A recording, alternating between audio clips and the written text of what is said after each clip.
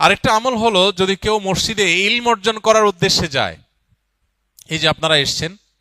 আসার সময় যদি নিয়ত থাকে যে আমি কোনো দ্বীনি বিষয় শিখব, কোরআন হাদিস সম্পর্কে জানব,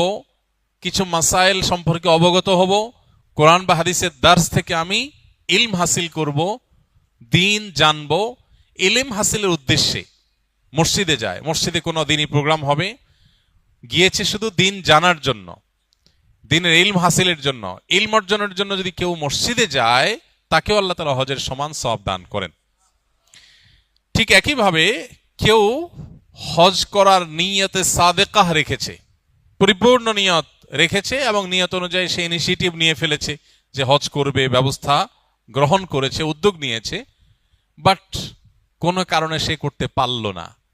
তো নবী আলাইহিস সালাম বলেছেন, মান হাম্মা বিহাসানাতিন ফালাম ইয়ামালহা, যে ব্যক্তি কোনো ভালো কাজ করবার পাক্কা নিয়ত করেছে কিন্তু করতে পারলো না, কোনো কারণে করা হয়ে ওঠে নাই, কিন্তু তার নিয়ত ছিল পাক্কা, চেষ্টা উদ্যোগ সবই করেছে, অনেকে টাকা পয়সাও জমায়,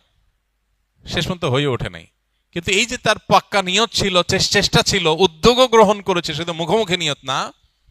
এরকম সিরিয়াসনেস থাকার কারণে, উদ্যোগ থাকার কারণে সে হজ যদি করতে নাও পারে,